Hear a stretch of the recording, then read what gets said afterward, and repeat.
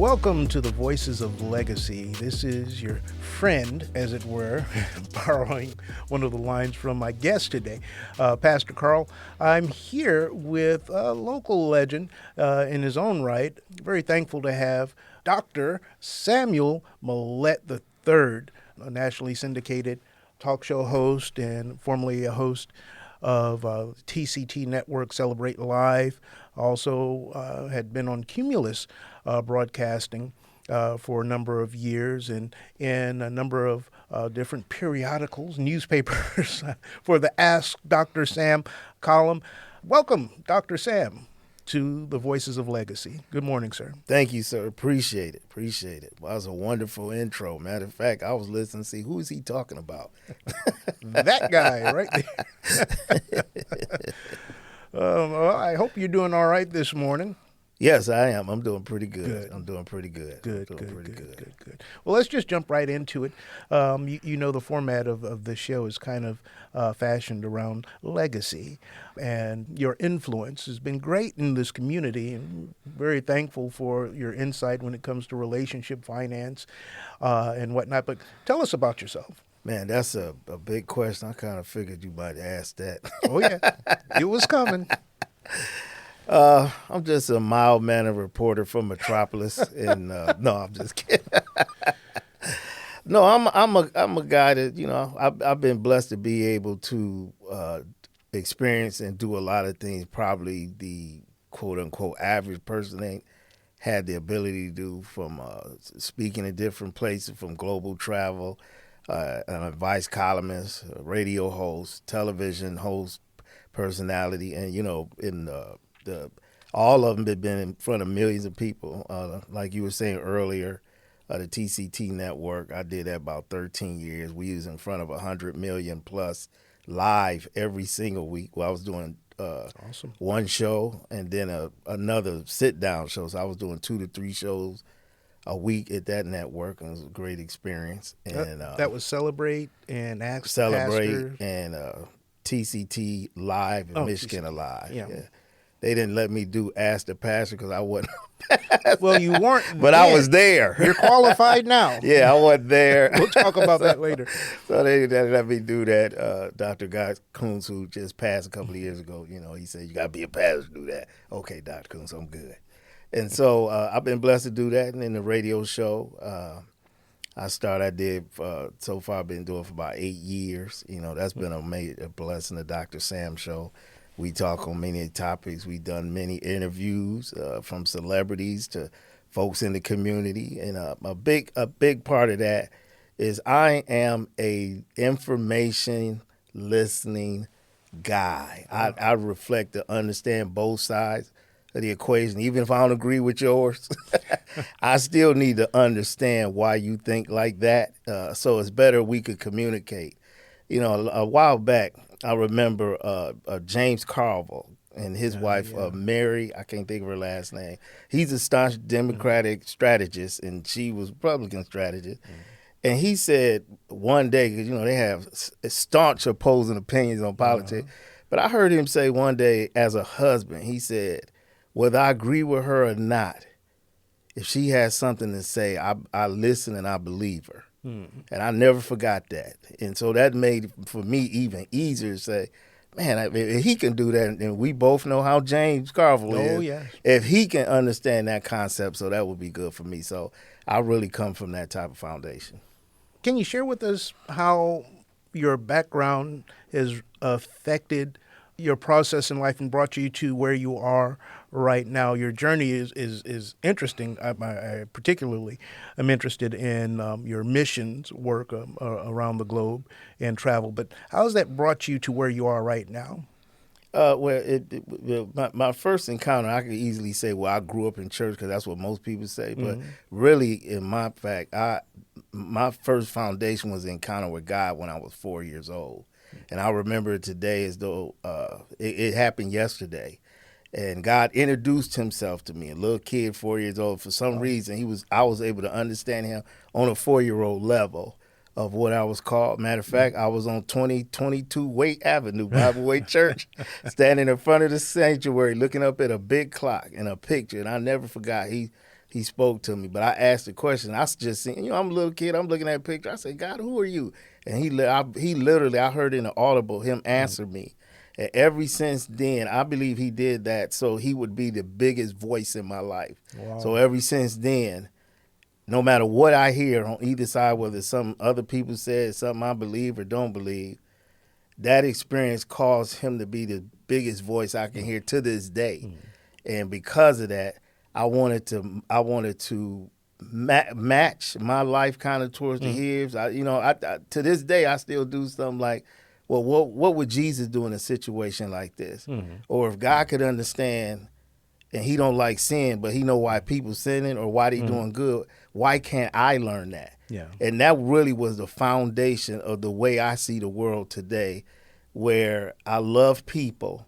I want to hear both sides. I want to do the conversation. Let's talk. I might hate your guts, but I love you.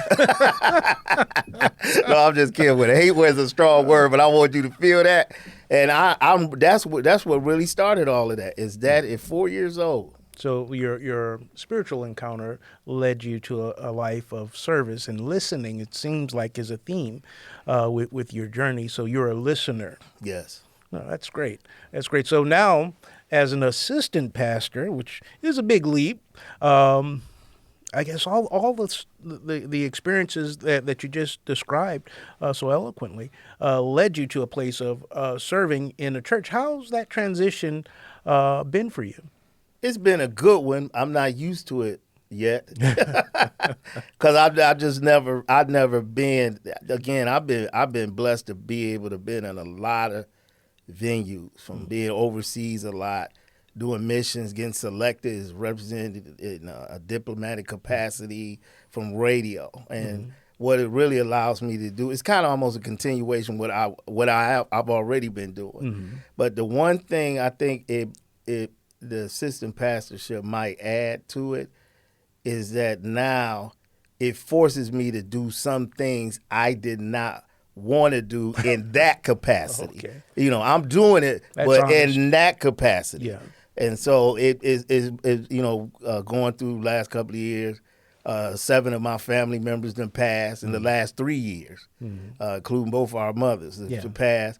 That right there, woke me up. So it actually helped pull me out of that. When stuff happening, you get it in your head and start thinking about it. And I don't get depressed, but it gets heavy. And so being that pastorship helped force me to rise up besides all the other stuff I was doing. So leaning on your faith. Yeah, leaning on my faith. Going through your trauma. Right. It's helped you. That's a good thing. It's a good thing. Everybody needs something to lean on. Right. I do believe that. As we're moving forward and progressing in this wonderful interview. Chris say, I don't know. Oh, my goodness. It seems as though that you've been blessed with the gift, some would say, of gab, but the gift to be able to speak as well. I guess that's been a benefit to you also in your current position as well as your previous. And are you on the air right now, or is that something coming up in the future? Yeah, that's coming up in the near future. As you know, we've been preparing, going back to the basic, because again, I was doing some things, but for the last 3 years, the 2 years almost, I had to take care of my mother with my sister and father, brought her out the home, and we took care of her 24 hours a day. So, Gotcha. you had to stop everything, and I became the third shift kid. Meaning I was doing third shift care while everybody my dad had first shift, my cousin had first and second, all of that good stuff. But what that did allow me, even in answering that with my mother, it opened me up to have even a deeper relationship with her. 'Cause me and my mother just never really, we talked but not sat down. But because she was there and I was there, it just, man, I managed probably in 2 years what I didn't accomplish in 40 years. Wow. Talking to my mother. Not that it was bad, but we was there looking at each other, so we talk about a lot of stuff. And that, again, helped me be able to listen, to understand people. And one thing I wanted to say in that, added that, one of the most important things to me is I do not take lightly the fact that people trust me. Trust me. I care about what they say, how they say it. As you know, I've talked to you quite. say what you're gonna say, and I might ask you this. out of respect for wanting to understand and get exactly what you're telling me. So if I can answer it, then I can. If not, I need to come back, think about it, and then come back. So that's helped me a great deal. That's interesting. So it's kind of a balance. And speaking to balance, how are you balancing, I guess, your media engagement, your international missions, the restarting from your sabbatical back to your broadcast duties, and something that we didn't mention, you're a dad. Yeah, I'm a dad now. I don't never forget that one. Times two. That's awesome. So- How do you find the balance between all of those duties? I'm a very scheduled individual, meaning I have times for everything. I don't really like when people throw my time off, but I adjust to it because I'm one to believe that if I'm scheduled, I can get a lot more done than I can just kind of winging it. And so I'm very scheduled. That allows me to get a lot of stuff done and deal with my kids now I have and doing the media and stuff. And I have certain times I, do stuff and give myself certain breaks if I pass out from exhaustion. Oh, boy. Well, with the Dr. Sam, so I'm hearing a lot of spirituality, if that's a good definition for your description of your life and the impetus or the encouragement that you found in your spiritual journey so that you could be who you are as Dr. Sam. You're not broadcasting, except for, I think, the TCT network over Christian broadcasting, but you are actually over non-Christian broadcasting, or I don't know, not non-Christian, but secular broadcasting. Yeah. Are you still getting that message across, even when you're on Westwood, if I'm okay with mentioning that name, or Cumulus Broadcasting, or iHeart, wherever you're broadcasting? How do you still get that message across without kind of beating people over the head with the Bible? Well, I think my gift is, again, I hear people, I listen, and then I always see things for the obvious and the funny. Yes. So humor. obviously you're not that smart, but it's funny. You don't know you're not that smart. As an example. I hope that's not what you. Yeah, that's just an example. I love people and see them for who they are. Yeah. And my goal has always been on TV and radio. No matter how my guest is, whether I agree or disagree, my job is to always make them look good, but don't lie doing it. And I know, and a lot of times I've always said, if you can make people laugh, and once they trust you, you can say anything, and they gonna listen and take it in. Interesting. So, you had a column, or have a column. You were in was it a magazine as well? I was writing for Toledo Journal And for a Pathways. time Pathway magazine, And simultaneously for a little while. and on television and radio. Television, radio. Yeah, I was writing 2 columns a week. Television a week and radio every week for a good while. That's the question. So simultaneously, you were doing all. I was doing all of those for a few years. Wow. I had a lot to say. Busy guy. I hope so. So what has been the response over the years from your listeners and those that have read your column? Well, first of all, I have to give you 2 responses. The first one is always when I find out people been listening to them that you don't know they listen to, especially my family. I love you. And they'll come and say, Sam, I do that. I said, well, I've never seen you respond on social media, nothing. And that's a blessing, whether they listen or remark or not. I just thank God they listen, because again, when people listen to you, they trust you, and that's a big thing to me. The other thing, I get people that I don't know that walks up Feel to comfortable. see me, and say, hey, Dr. Sam, what's up, guy? And so one of my cousins, we was out walking in the park taking a walk. Somebody stopped us in the middle of the park. And sometimes what's so funny to me, as I'm better at it now, I forget that people didn't see my face and they hear my voice and they recognize me, because when they come up to you, like, wait, hold up, I don't know you like that. So it's been a tremendous response all the way around, and I appreciate all of it, bad and the good. And That's awesome. And you've done some commercials as well. Yeah, I've done quite a bit of Television commercials. commercials. Yeah, national commercials for Quicken Loans. I've been on every network in Toledo and done a commercial. And most of them, most of them I did. They was solely geared around me. I remember Channel 13 years. Yeah, they came and sought me out. That was a campaign, wasn't it? That was a campaign called Just Give Me the News. And I still got all the video. They shot me all, downtown out here with George Ballas, all different places. And I had a ball doing that. Like make up my own commercial on the spot. Oh my goodness. Yeah, they did. They just said, "Man, forget the script because your ad-libbing stuff is so much better. We gonna hit the button, say go, and you just talk. And I had a ball, man. That's awesome. You've had an interesting life. I ain't going nowhere yet. Oh my goodness, we still going. This last portion always sounds like a funeral, so I thought I'd go there. But respectfully, the impact of ministry and the diverse outreach efforts and all of the things that you've shared with us, your personal beliefs and how you process your celebrity, as it were, and your spirituality and your spirit of service. Addressing all these things as we come to, I guess about close to the close of this program. Take your time in answering this question. What would you like your legacy to be, and what do you think your legacy currently is? First, what I like it to be is that was a man of God that did everything in his power to fulfill his destiny and purpose while he was above ground. That's honestly what I want to be known, that I did everything I was supposed to, and I didn't leave nothing on the table that God allowed me to be born to do. That's honestly what it is and what I want. Number two, as far as where I'm at now, I am in the middle of fulfilling that. And I remember, I want to say it's when I was in my 12 years old, I think first. God said, I'm going to introduce you to the world. But he never went a prayer. And he never told me how. He said, don't worry about that part. I was a young kid, I was about 12. He said, I'm going to introduce you to the world. And I had spiritual mom in the gospel. And she would always tell me, God is going to use you for every platform to not only just be a part of being the world, but affecting the world.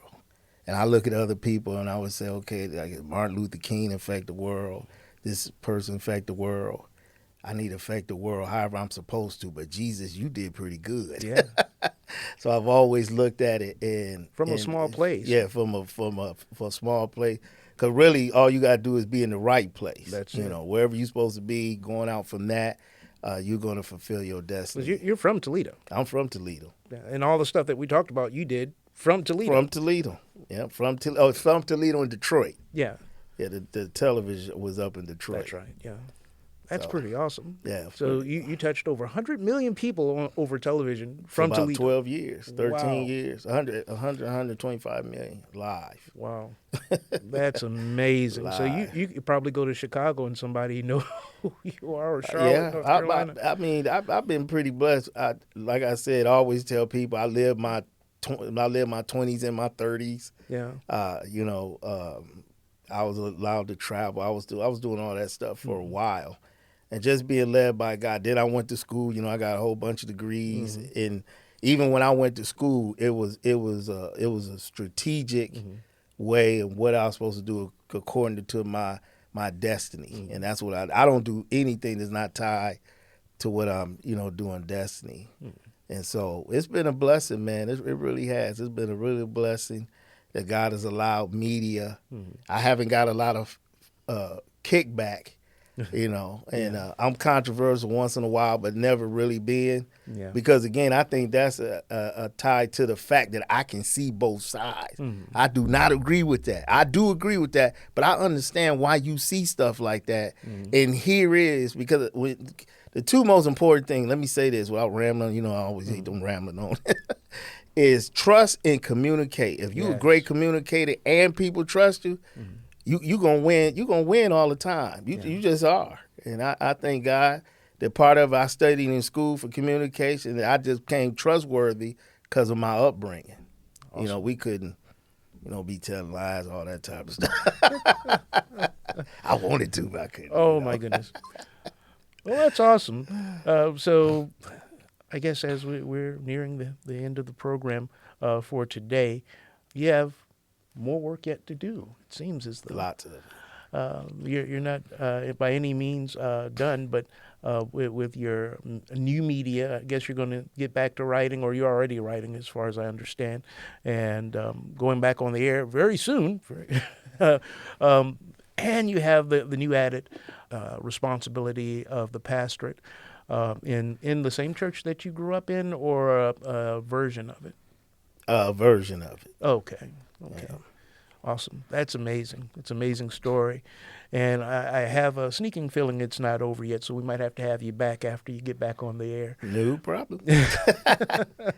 And also, can I say this? Yeah, go ahead. I appreciate Pastor Carl, who I'm talking to now, and all that he hooked up with me in 2016, to be exact. And I was, at that time, I was on radio already for about a year, because I got on radio 2015, but they wanted me to get on in 13, but I got on 15. And he's been a very integral part of everything the Mallette Media Group is doing, and myself, the Dr. Sam Show. And I just want to say I appreciate that, and I want people to know that. Because he's not going to say it, so I'm going to say it for him. He's not going to say it, so I'm going to say it. Well, thank you so much, Dr. Sam. I appreciate that. I appreciate you joining us for the Voices of Legacy today. Our guest again is none other than the venerable Dr. Sam Mallette, the host of the Dr. Sam Show. Did I get it right? Yes. The writer of the Ask Dr. Sam syndicated column, and many, many, many other things. The assistant pastor at the historic, semi-historic, it's a version of Restored Church of the Bible Way here in Toledo. There's so much more that I think is in store for this gentleman. We thank him for his valuable time today, as we just kind of skimmed over his life and his legacy. Legacy of listening, a legacy of service. Dr. Sam, thank you so much for being with us today. Yes, sir. Appreciate it.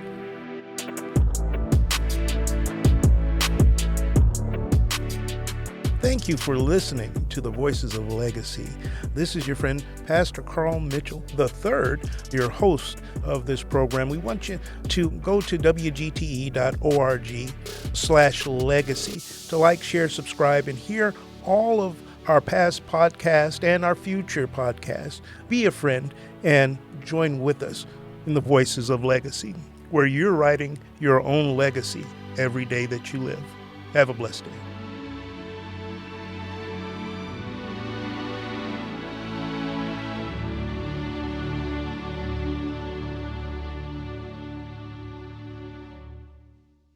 WGTE.